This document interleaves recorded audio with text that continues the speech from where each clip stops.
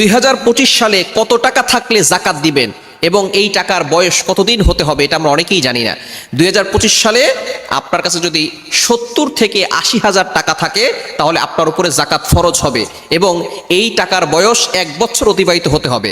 আপনার প্রয়োজনীয় খরচ ব্যতীত আপনার কাছে যতটুকু সম্পদ রয়েছে 52.5 তলা রূপা অথবা 7.5 তলা স্বর্ণের যে মূল্য আছে সেই রকম সম্পদ যদি আপনার কাছে থাকে তাহলে আপনার উপরে জাকাত ফরজ হয়ে যাবে এবং আপনার এটার বয়স যদি 1 বছর অতিবাহিত হয়ে যায় তাহলে আপনাকে জাকাত দিতে হবে। কতটুকু জাকাত দিবেন?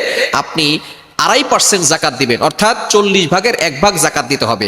আপনার ঘরে যদি স্বর্ণ থাকে 1 ভরি এবং টাকা থাকে নগদ, সেটা যদি আপনার কাছে 50,000 টাকা থাকে তাহলে 1 ভরি স্বর্ণের যে মূল্য আছে এই মূল্য এবং 50,000 টাকা যোগ করে যতটুকু হবে তার 40 ভাগের 1 ভাগ জাকাত দিয়ে দিতে হবে। এজন্য অবশ্যই আমরা 2025 সালে যাদের কাছে 70 থেকে 80,000 টাকা আছে তারাই আমরা জাকাত দিয়ে দিব এবং হিসাব করে জাকাত দিব। 1 লক্ষ টাকা থাকলে 2,500 টাকা জাকাত দিতে হবে এবং 97,500 টাকা থাকবে। জাকাত দিলে 2,500 টাকা জাকাত দিলে 97,500 টাকা পবিত্র থাকবে। আর যদি 2,500 টাকা জাকাত না দেন 97,500 টাকা পবিত্র থাকবে না, অপবিত্র থাকবে এবং এটা আপনার জন্য হারাম হয়ে যাবে। এজন্য অবশ্যই জাকাত দিয়ে আপনার সম্পদটাকে পবিত্র করার চেষ্টা করব।